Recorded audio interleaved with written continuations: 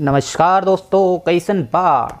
आज बात करेंगे क्रिप्टो एक्सचेंजेस के बारे में। तो आशा करता हूँ सबसे पहले आप सब लोग ठीक होंगे। आपकी जो कन्फ्यूज़न थी टैक्स को लेके वो ज़्यादातर दूर हो गई है। बट अगर अभी भी कोई कन्फ्यूज़न है तो आप मुझसे कमेंट में या फिर डायरेक्ट पूछ सकते हैं। अब आपको एक्सचेंज के साथ कैसे शुरुआत करनी है, एक्सचेंज क्या होता है, कैसे ये इम्पोर्टेंट है क्रिप्टो लाइफ में, तो वो सारी बातें आज करेंगे। और आपको सारी बातें बड़े ध्यान से समझनी है, क्योंकि क्रिप्टो इंडस्ट्री में एंट्री करने के लिए सबसे पहला स्टेप एक्सचेंज होता है। तो एक्सचेंज को एक बार आप समझ लेंगे तो बाकी सारी चीज़ों को धीरे धीरे आप बाद में भी समझ सकते हैं।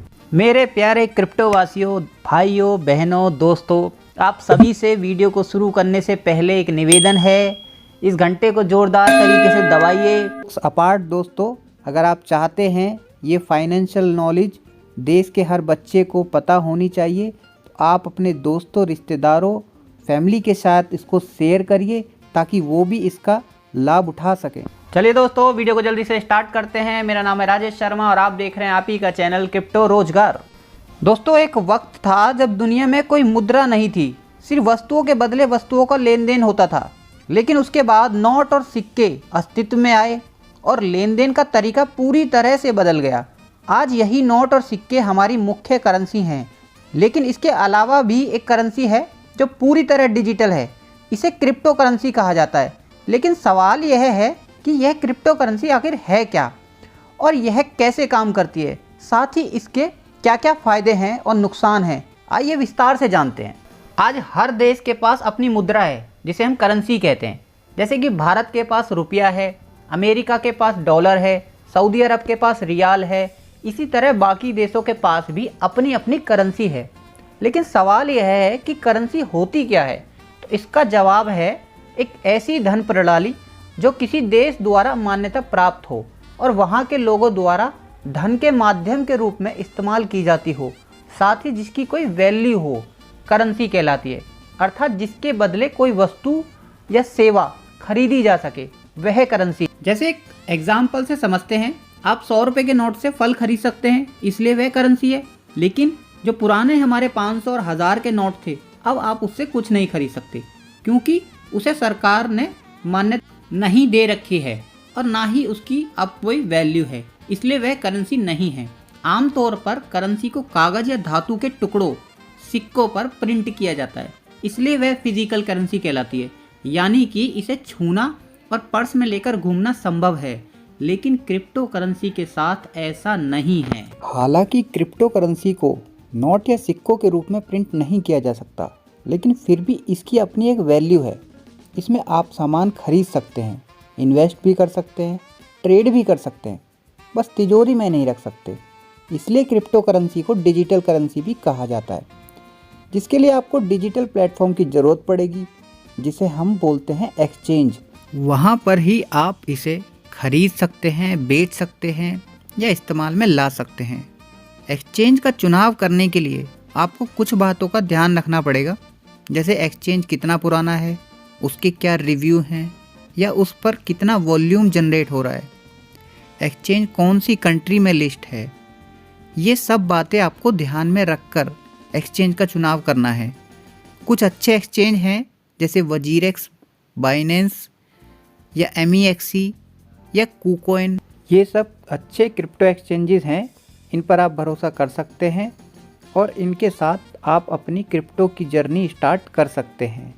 अगर आप डाउनलोड करना चाहते हैं तो डिस्क्रिप्शन में इसका नीचे लिंक दिए गए हैं, वहीं से डाउनलोड करें, वरना आप गलत एक्सचेंज या गलत ऐप डाउनलोड करके फंस भी सकते हैं। तो आप अगर शुरुआत कर रहे हैं तो डिस्क्रिप्शन में जो लिंक दिए हैं उसी से करें, ताकि आप गलती ना करें। डाउनलोड करने के बाद आपको KYC करनी पड़ती है, जिसमें आपका नाम, फ़ोन नंबर, ईमेल आदि शामिल है। अब एक्सचेंज भी दो तरह के होते हैं, एक होता है सेंट्रलाइज एक्सचेंज और दूसरा होता है डिसेंट्रलाइज एक्सचेंज। सेंट्रलाइज एक्सचेंज उसे बोलते हैं जो किसी के अधीन चलाया जाता है, जैसे वजीरेक्स है, एक कंपनी रन करती है। इससे आप एक एग्जाम्पल से समझ सकते हैं, जैसे सरकार द्वारा बैंक चलाए जाते हैं, यह सेंट्रलाइज सर्विस है जो लोगों के द्वारा चलाया जाता है। बट वहीं दूसरी तरफ डिसेंट्रलाइज में चीज़ें ऑटोमेटिक रन करती हैं, जिसमें स्मार्ट कॉन्ट्रैक्ट की मदद ली जाती है। मेन फ़र्क की बात करूं तो इसमें ह्यूमन इंटरफेयर नहीं होता, वहीं सेंट्रलाइज एक्सचेंज में ह्यूमन इंटरफेयर होता है और ये 24 घंटे खुले रहते हैं। एक और बड़ा फ़र्क है जो हमेशा आपको याद रखना चाहिए, अगर आपका पासवर्ड खो जाए या आप भूल जाएं तो सेंट्रलाइज एक्सचेंज पर आप इसको रीसेट कर सकते हैं या कंपनी के द्वारा करवा सकते हैं। बट डिसेंट्रलाइज एक्सचेंज में अगर आपने अपना पासवर्ड खो दिया तो आप अपने पासवर्ड को रीसेट नहीं कर सकते, आप अपने वॉलेट को दोबारा से एक्सेस नहीं कर सकते, क्योंकि उसमें पासवर्ड सिर्फ एक बार मिलता है। इसके कुछ एग्जाम्पल जैसे ट्रस्ट वॉलेट है। ट्रस्ट वॉलेट में आपको 12 कीज़ मिलती हैं, अगर वो कीज़ आपने मिस कर दी तो आप अपना वॉलेट एक्सेस नहीं कर सकते। अब आप इतनी सारी राम कथा सुन के सोच रहे होंगे कि मेरे को इस काम को समझने से क्या फ़ायदा है, तो मैं आपको बता दूं, क्रिप्टो करेंसी हमारा फ्यूचर है। बहुत सारे सेक्टर्स में इसको आना है, तो आप जिस भी फील्ड में हैं उस फील्ड में अगर आप ज़्यादा पैसा कमाना चाहते हैं या फिर अलग से पार्ट टाइम इनकम कमाना चाहते हैं तो आप क्रिप्टो करेंसी में ट्रेडिंग करना, स्टेकिंग करना, फार्मिंग करना सब सीख सकते हैं और उससे पैसा कमा सकते हैं। अगर इसके फ़ायदे की बात करें, अपने मोबाइल से स्टार्ट कर सकते हैं, कम पैसों से स्टार्ट हो जाता है, ज़्यादा समय की ज़रूरत नहीं पड़ती, बहुत ज़्यादा सिक्योर और चलन में है, आपके आने वाले भविष्य में ये काम आएगा। नुकसान की बात करें तो इसमें सबसे बड़ा नुकसान ये है कि सरकार की कोई अथॉरिटी नहीं है ताकि जो इसमें स्कैम्स होते हैं MLM के नाम पर उनको रोका जा सके। तो यही सबसे बड़ी इसमें कमी है जो जल्दी ही पूरी हो जाएगी जैसे ही बिल पेश होगा। तो जो भी लोग स्कैम करते हैं क्रिप्टो के नाम पर वो लोग फिर आगे नहीं कर पाएंगे। चलिए दोस्तों, आशा करता हूँ संबंधित जानकारी आपको पसंद आई होगी। ऐसे ही इम्पोर्टेंट जानकारी के लिए चैनल को सब्सक्राइब कर लीजिए ताकि आने वाले समय में इससे बेहतर कंटेंट आपके लिए ला सकूं और आपका प्रॉफिट करा सकूं। धन्यवाद। जय हिंद। वंदे मातरम।